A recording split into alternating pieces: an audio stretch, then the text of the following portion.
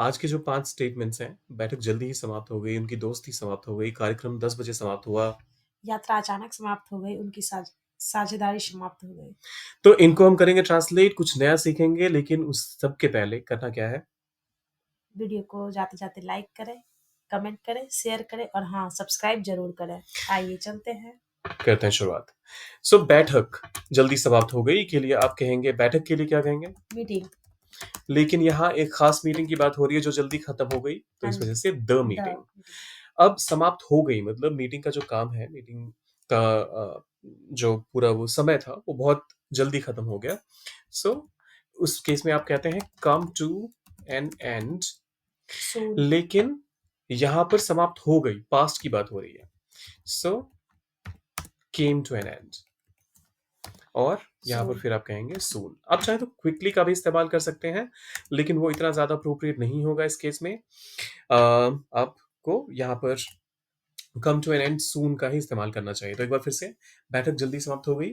The meeting came to an end soon. The meeting came to an end soon. Soon. उनकी दोस्ती समाप्त हो गई। बहुत बुरी बात है लेकिन ये द अक्सर फ्रेंडशिप। पैसों को लेकर ऐसा होता है। तो देखते हैं उनकी।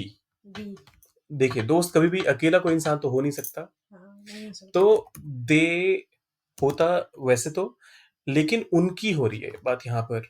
सो something that belongs to them, ऐसे में आप देयर का इस्तेमाल करेंगे। देयर।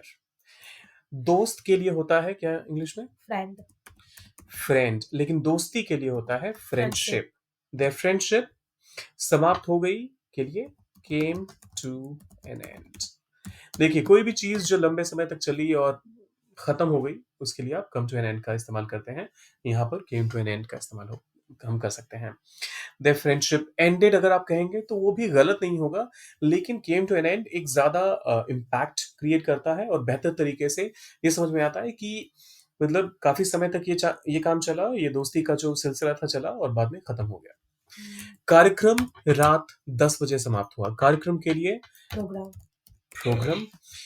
अ, और फिर से मीटिंग की तरह ही यहाँ पर भी द एक खास प्रोग्राम की बात हो रही है। सो द प्रोग्राम उसके बाद समाप्त हुआ, came came to to an end. एंड रात 10 बजे।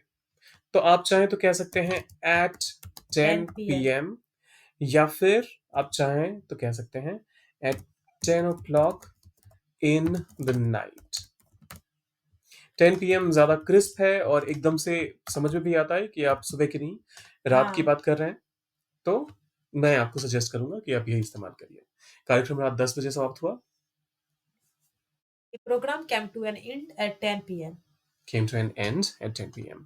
यात्रा अचानक समाप्त हो गई। यात्रा के लिए आप कहते हैं द ट्रिप या फिर journey.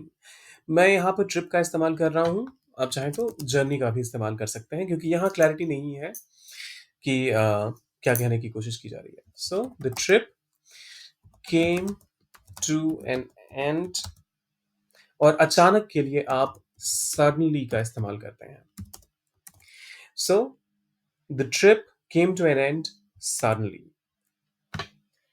The trip came to an end suddenly.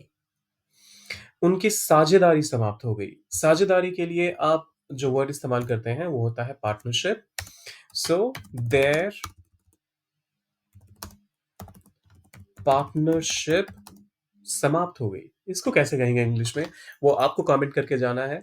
उसके पहले फटाफट से एक बार रिवाइज करते हैं। बैठक जल्दी समाप्त हो गई। The meeting came to an end soon. Came to an end soon. उनकी दोस्ती समाप्त हो गई। Their friendship came to an end. Their friendship came to an end. कार्यक्रम रात 10 बजे समाप्त हुआ। The program came to an end at 10 p.m. The programme came to an end at 10 PM। यात्रा अचानक समाप्त हो गई। The trip came to an end suddenly. The trip came to an end suddenly. उनकी साझेदारी समाप्त हो गई। ये तो हमारे जो व्यूअर्स हैं वो बताएंगे, तो उसका कमेंट आपको करना है और ज़्यादा से ज़्यादा वीडियो को करना है लाइक, चैनल को करना है सब्सक्राइब और शेयर करना है इसे उन लोगों के साथ जो आपको लगता है इससे कुछ फ़ायदा पा सकते हैं। मिलते हैं जल्दी।